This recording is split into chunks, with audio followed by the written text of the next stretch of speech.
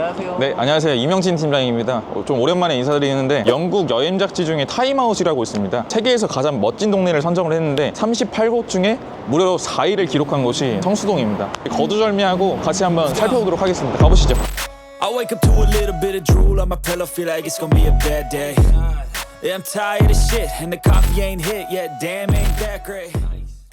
날씨가 이제 좀 많이 풀려가지고. 맞아요. 저희가 사실 그동안 촬영을 계속 하려고 했었는데 좀 계속 미뤘었죠. 네. 그러다가 어떻게 보면 날씨가 좀 풀려가지고 오랜만에 좀 야외 촬영을 하게 됐는데 아니 그리고 날씨도 뭐 날씨긴 한데 일단 팀장님이 저희 회사에서 성과도 사실 제일 좋았고 진짜 바쁘셨잖아요. 뭐 부끄럽지만 작년에 좀 성과가 나쁘지 않았어서 혹시 얼마나 했는지 저 여쭤봐도 될까요?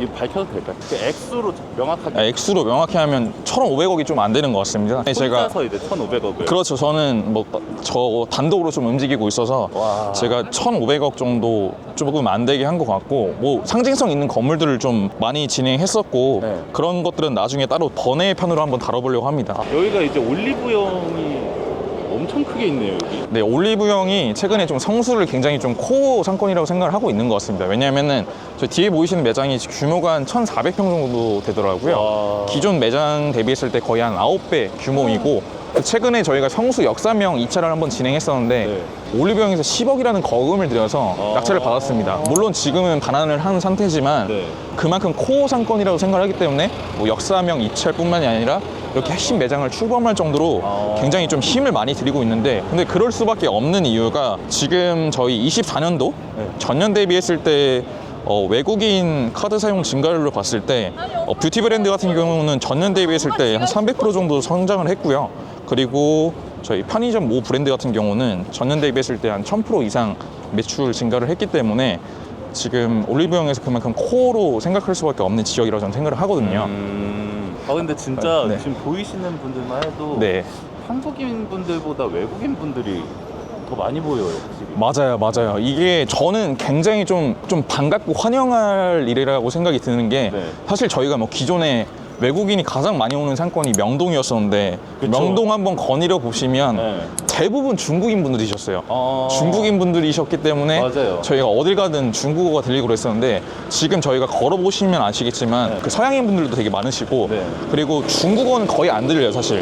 뭐 일본, 대만, 동남아 분들이 많이 유입이 되고 있기 때문에 사실 저는 굉장히 좀 고무적이라고 생각을 합니다. 왜냐하면 중국 같은 경우는 국가 이념 자체가 네. 우리나라랑은 다른 양상이다 보니까 뭐 사드, 뭐 한학령 이런 게 터지면 사실 아무래도 우리나라 경제에 좀 기대한 저는 그래도 막대한 타격이 좀 있다고 생각을 하거든요. 네, 피디님 저희가 여기 4번 출구에서 이제 연무장길로 이어지는 공간으로 가고 있는데 네. 여기 굉장히 좀 재밌는 요소들이 많아요. 왼쪽에 보이시는 이제 소문난 성수 감자탕 아 이게 그 유명한. 맞습니다. 엄청 잘 되고 저희가 점심시간 이후에 오더라도 웨이팅이 있을 정도로 굉장히 좀 잘 되는 매장이라서 왼쪽에 보시면 매장이 하나 더 있을 정도예요. 네. 그리고 여기가 보시면 연무장길에서 가장 핵심적인 역할을 하는 위치에 있어요. 이제 여기 뒤에 보시면 이제 5개 포스터 광고가 붙어 있는데 여기가 이제 성수동 연무장길 내에서 사거리가 교차하면서 이쪽으로 가면 4번 출구로 이어지다 보니까 네. 유동인구가 가장 많고 핵심적인 코어 역할을 합니다. 네. 그렇기 때문에 뒤에 보이시는 외벽 광고도 저희가 성수동 내에서 가장 비싼 지역이라고 보시면 되는데 이 외벽 광고는 한 달에 한 얼마? 한 달 기준보다는 보통 2주 단위로 많이 이루어지는 2주 것 같아요. 2주에 한 1,500만 원 정도로 우와. 성수동 내에서 가장 비싼 5개 광고라고 보시면 돼요. 근데 제가 최근에 저희 압구정 로데오역에 있는 네. 좀 굉장히 핵심적인 건물을 진행하면서 네. 저희가 외벽 광고도 이번에 입생로랑이랑 좀 계약을 했는데 그렇게 좀 진행을 하면서 느껴보니 이 주요 지목의 주요 건물을 가지고 계신 분들 중에서 LED 조명 광고이든 아니면 포스터 광고이든 굉장히 수익적으로 직결되는 분이 상당히 좀 지대합니다. 근데 그런 것들을 활용을 못 하시는 분들이 좀 많으신 것 같아서 저희 위온워스에서는 그런 부분도 좀 컨설팅을 도와드리고 있거든요. 저희가 그런 것들이요? 맞습니다. 저도 이번에 좀 진행을 하면서 네. 좀 많은 부분을 공부하고 좀 느끼게 되었는데 주요 입지에 있는 주요 건물 예컨대 저희가 뭐 성수, 한남, 뭐 신사, 청담 이런 지목에 좀 괜찮은 건물 가지고 계시는데 내가 좀 광고를 하고 싶다 혹은 우리 건물이 광고가 되는지 좀 알아보고 싶다 이런 좀 니즈를 가신 분들이 있다라고 하시면 저희한테 연락 주시면 그런 부분도 충분히 저희가 좀 조언이나 첨언을 드릴 수 있을 것 같아서 한번 편하게 연락 주시면 좋을 것 같습니다. 성수동이 네. 원래는 되게 낙후된 공장지대였다고 들었거든요. 성수동이라는 곳이 언제부터 이렇게 된 거예요? 대림창고가 생기고 나서 네. 이제 대림창고 이후에 뭐 같이 생긴 게 성수 어니언이라는 카페가 있고 그러면서 이제 조금씩 유입이 되면서 이 험불한 이미지라고 하면 여기가 중공업 지역이기 때문에 네. 공장 위주로 형성이 되어 있습니다. 그 공장이 나가고 거기에 이제 분위기 있는 카페나 뭐 음식점 이런 것들이 생기면서 원래도 예술거리이긴 했지만 네. 젊은이들이 조금씩 유입이 되기 시작했어요. 그러면서 저희가 이 연무장길 같은 경우는 저희가 조선시대 때 말 그대로 장이에요. 저희가 뭐 펼쳐지는 장소를 일컫는데 이제 무예를 익히는 장소로 활용이 됐어요.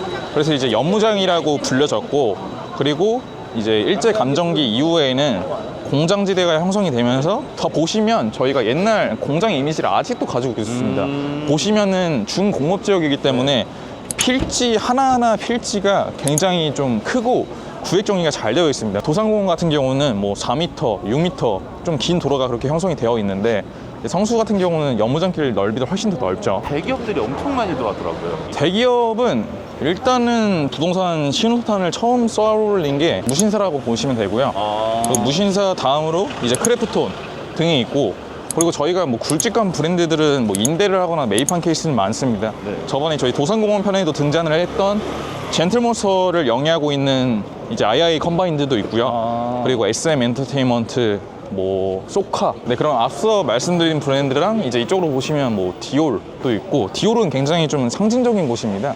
디올 같은 경우는 옛날에 저희가 옛날 로드뷰 사진 보시면 그냥 일반 주차장에 불과했었는데 처음으로 들어온 명품 플래그십 스토어입니다. 디올 이후에 뭐 에르메스, 샤넬, 루이비통 팝업도 한 번씩 진행을 했었고 제가 알기로는 그런 유수 브랜드들이 지금 플래그십 스토어 자리를 좀 물색하고 있는데 일단 섹터 자체가 없습니다. 보셔서 아시겠지만 일단 메인길 같은 경우는 이미 뭐 플래그십 혹은 팝업으로 왕성하게 좀 운영이 되고 있어서 저희가 지금 들어오고 싶어도 뭐 임대뿐만 아니라 매매도 마찬가지입니다.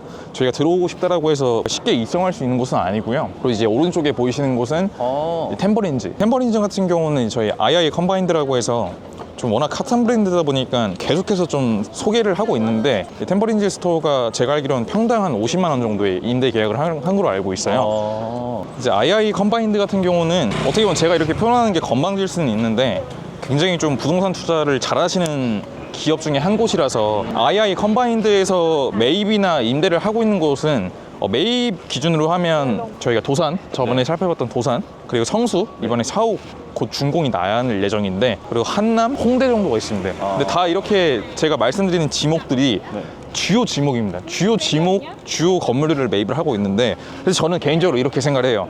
이제 부동산 투자는 저희 II 컴바인드에서 매입하는 곳을 그대로 좀 따라가면 좋을 것 같다. 왜냐면 저는 코로나 이전에도 제 클라이언트 분들한테 계속해서 말씀을 드린 게 결국에는 주요 입지에 있는 주요 건물만 살아남는다. 이게 제 생각이자 지론이거든요. 네. 사실상 지금 아크로서울 포레스트 그리고 원베일리가 평당 2억 원에 실거래가 됐습니다. 네. 뭐 작년 고금리 사이클에도 저는 이제 압구정 로데오에 제 평당 4억에 이제 컨설팅 도와드린 것도 있고 실제로 고금리 사이클임에도 불구하고 작년에 제가 그렇게 많은 자문을 할 수 있었던 것도 그만큼 많은 수요가 있었습니다. 그래서 결국에 주요 지목에 위치한 주요 건물이나 사이트는 계속해서 임대나 매매가 이루어지기 때문에 그렇기 때문에 이런 트렌드한 기업들이 매입이나 임대하는 곳을 따라서 저희가 들어가면 저는 그런 것들을 공략을 해야 된다고 생각을 합니다. 성수동도 꽤 넓잖아요. 성수동이 굉장히 상권 중에서는 넓은 편이죠. 다 잘 되진 않을 거고 사람 많이 몰리는 데도 있고 좀 잠재력이 있는 곳이 있을 네네. 것 같아요. 어디가 좀 잠재력을 가지고 있는지. 근데 사실 잠재력이 있다. 나는 결국에 손바뀜이 왕성하게 일어나는 지역이지 않을까라는 생각이 드는데 우선은 성수동도 지금 양극화가 명확하게 좀 진행이 되고 있는 상권 중에 하나입니다. 제가 좀 극단적으로 표현을 했지만 저희 여기 있는 연무장길 끼고 있는 라인이 성수동 2가입니다. 성수동 2가이고 성수동 1가 같은 경우는 어떻게 보면 북쪽 라인이죠. 그 북쪽 이면 같은 경우는 저는 사실 송정동이랑 다를 게 없는 라인이라고 생각을 해요. 왜냐면은 저희가 21년이랑 22년도까지 해서 코로나 팬데믹 때 저희가 시중 유동성이 한 3,700조 정도 됐었는데 그 시중 유동성을 등에 업고 어떻게 보면 같이 상승을 하면서 수혜를 입은 곳 중에 하나입니다. 네. 근데 지금은 팝업이랑 뭐 임대, 매매 왕성하게 일어나는 섹터가 연무장길이야. 네. 그래서 다들 연무장길로 들어오려고 하고 근데 비싸잖아요. 비싸다. 근데 비싸긴 한데 네. 결국에는 이게 희소성으로 가는 것 같습니다. 왜냐면 저희가 주요 입지의 주요 건물 네. 이게 사실 해봤자 몇 개 안 돼요. 그래서 강남도 저희가 네. 테헤란로나 뭐 도산대로 압구정 로데오 인근 뭐 이런 곳들은 들어가려고 해도 네. 그 희소성 측면에서 물건이 잠겨 있기 때문에 들어갈 수가 없어요. 지금 연무장길 같은 경우가 뭐 제3자나 혹자분들은 네. 비싸다라고 말씀하시는데 제가 단언할 수 있습니다. 연무장길은 지금 전혀 비싸지 않고요. 더 오르나요? 저는 올해 내로 평당 4억 실거래가 달성을 할 거라고 생각을 하고 성수동 연무장길 내에서도 약간의 양극화는 되어 있었습니다. 네. 예컨대 서연무장길은 저희가 완전 핵심적인 코어 역할을 했고요. 지금은 동연무장길까지 확장이 됐는데 일단은 한번 걸어보면서 저희가 뭐 최근에 들어온 브랜드들도 많습니다. 뭐 뒤에 보이시는 저 블루 엘레펀트라는 브랜드도 젠틀몬스터 대항마라고 꼽히고 있는 곳이에요. 연면적 800평 정도 되는 섹터인데 이번에 10년 장기 임대 계약을 했는데 임대료가 저희가 생각하는 그 상상 그 이상입니다. 이거는 어떻게 보면 지금 대입으로 좀 철저하게 진행됐던 내용이기 때문에 제가 수치상으로 언급은 좀 지양하겠지만 저도 좀 듣고 굉장히 놀랐었거든요. 와, 여기 사람 엄청 많네. 여기는 자연도 소금빵이라고 해서 소금빵이 메인인데 굉장히 좀 장사가 잘 돼요. 이 오른쪽으로 보시면 저기 웨이팅 줄 따로 빼기 위해서 네. 동선까지 따로 마련을 했을 만큼 굉장히 좀 장사가 잘 되는데 향도 확실히 좋아요. 맞아요. 근데 저는 개인적으로 오늘까지 영업하는 그 만동제가라는 빵집이 있는데 네. 거기 마늘 바게트를 참 좋아합니다. 근데 여기까지라는 게 무슨 이제 오늘까지만 영업을 하고 있어서 그래서 개인적으로 좀 너무 아쉬움이 남는데 그리고 이제 이쪽 라인은 저희가 원래 이쪽 사거리에 횡단보도가 없었어요. 네. 근데 워낙 성수동이 보시면 트래픽이 좀 굉장히 많아지다 보니까 네. 안전을 위해서 횡단보도를 설치를 했고 그리고 저희가 이렇게 뒤에 보이시는 이제 프라다 뷰티 매장이 있는데 네. 프라다 뷰티 매장 같은 경우는 저희가 사실 명품 기업들이 보통은 이제 콧대가 높기 때문에 백화점 내부 플래그십 스토어나 한남동 저희 꼼데가르송 대로변 그리고 혹은 청담동 명품거리 들어가는 섹터들은 한정이 되어 있는데 이번에 저 프라다 뷰티 매장이 더현대 그리고 신세계 강남점에 이어서 세 번째 단독 매장이라고 봐주시면 되고 제가 아까 말씀드린 대로 뭐 디올뿐만이 아니라 프라다 뷰티도 들어왔고 그 이외에도 좀 유수 브랜드들이 굉장히 좀 출점을 하고 싶거나 수요가 몰리는 지역이 성수이고 네. 화요일인데 사람이 좀 굉장히 많아요. 그래서 이렇게 지금 불경기라고들 하는데 제가 이제 불경기라는 걸 좀 어떻게 체감을 했냐면 경기가 정말 안 좋을 때 마지막으로 꺾이는 업종이 편의점입니다. 근데 이번에 세븐일레븐, 뭐 CU, 이마트24, GS25가 영업 손실이 확대가 됐습니다. 네. 그만큼 이제 경기 침체 아래 공포가 체감이 되고 있는 실정인데 근데 그럼에도 불구하고 성수동은 좀 건재하다라고 봐주시면 될 것 같고 말씀드리는 와중에 이제 뒤에 있는 건물이 최근에 준공을 완료했는데 이 건물은 이제 현대카드 정태영 부회장님이 가지고 있는 건물이고요. 저희 키스라는 이제 플래그십 스토어가 들어가 있습니다. 이건 뭐예요?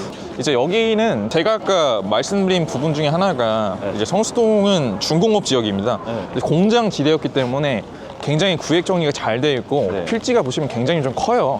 그래서 어떻게 보면 팝업 스토어를 하기에 최적화가 되어 있는데 팝업 스토어가 얼마나 왕성하게 이루어지고 있냐면 아마 작년 기준으로 연으로 따지면 성수동에서 1,700개 정도 팝업 스토어가 이루어졌다고 저는 알고 있고 한 달 기준으로 했을 때 한 달에 한 140개 정도 수치인데 굉장히 많은 수치라고 보시면 됩니다. 성수동은 제가 알기로는 전국에서 팝업 스토어 수요가 성동구가 1위 왜냐면 성수동이 있기 때문이죠.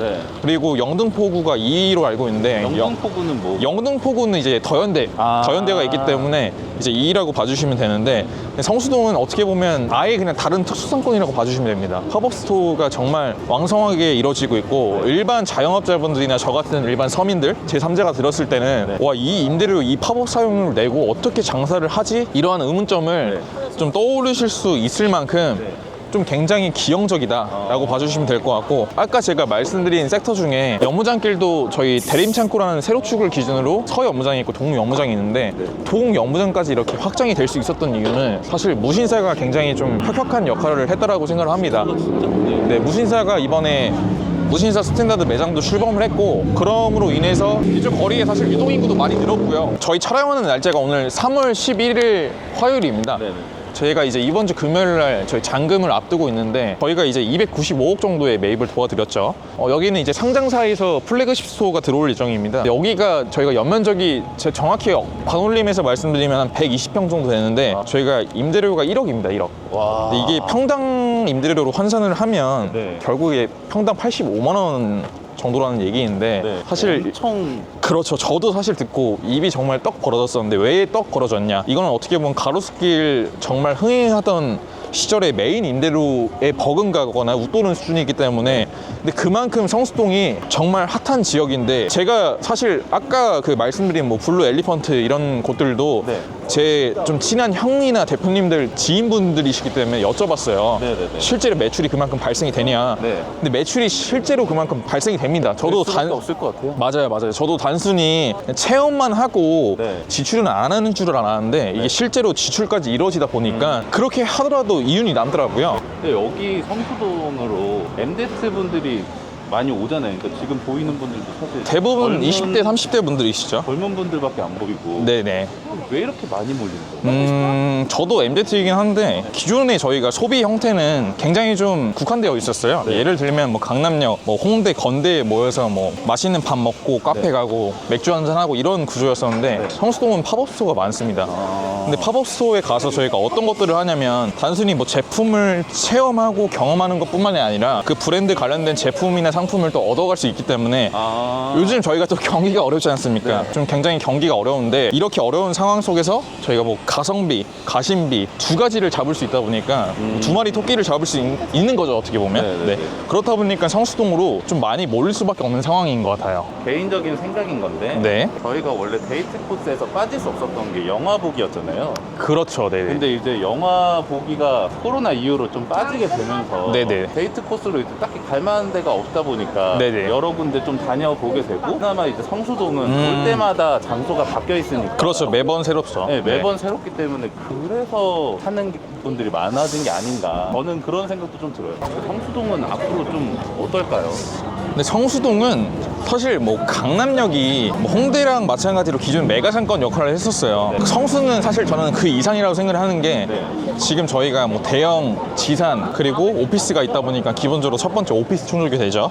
그리고 고급 주거 지금 현재 뭐 트리마제, 갤러리다 포레, 아크로솔 포레스트가 있고 그리고 더불어서 저희 성수 재정비 전략구역 1, 2, 3, 4구역이 재정비가 또 완료가 되면 고급 주거가 어떻게 보면 또 성수로 몰릴 수밖에 없어요. 고급 주거라는 두 번째 측면, 세 번째로는 저희가 뭐 브랜드 팝업, 뭐 전시, 맛집 이런 모든 상권에 있어서 복합적인 측면들이 충족이 되다 보니까 사실 저는 앞으로 얼마나 변모가 될지 사실 제가 상상하는 것 자체가 좀 건방지다라고 생각을 합니다. 왜냐하면은 이 대형 지산들이 오피스가 준공되는 시점에는 배우 수요가 늘어나고요. 그리고 재정비 전략구역 1, 2, 3, 4구역이 또 준공이 될 쯤에는 플러스에서 수요가 늘어나는데 그러한 수요들이 제가 단순히 일반 직장인 분들이 아니라 소비력이 굉장히 짙은 배우 수요가 되기 때문에 그렇기 때문에 저는 명품 기업들이 그런 부분까지 선점을 좀 하려고 미리 좀 들어온다라고 생각을 하거든요. 요즘 상권 분석 보고서 이런 것들 보시면 또 성수 권역을 또 신흥 업무직으로 또 인정을 하고 있습니다. 성수 같은 경우는 강남과의 또 접근성이 좋기 때문에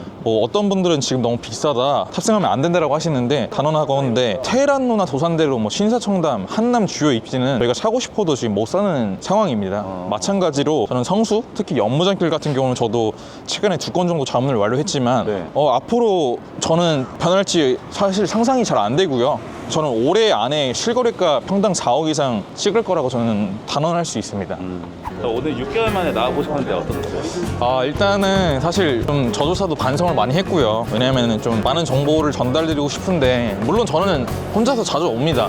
혼자서 많은 상권 둘러보고 저는 브리핑 하기 전에 건물을 꼭 보는 편이라서 많이 돌아다니는데 좀 많은 정보를 제 마음과 다르게는 좀 전달드리지 못한 것 같아서 좀 죄송스러운 마음이 있고 오늘 너무 잘하셨어요. 그리고 사실 오랜만에 좀 하다 보니까 미흡한 부분들이 반드시 있을 것 같아요. 근데 그런 부분도 좀 잘 봐주시면 좋을 것 같고 이제 저희 날씨가 좀 많이 풀려가지고 제가 앞으로는 좀 많이 촬영을 좀 하려고 해요. 그래서 앞으로는 조금 더 양질의 정보 조금 더 겸손하게 전달드릴 수 있도록 하겠습니다. 오늘 너무 고생 많으셨습니다. 고생 많으셨습니다.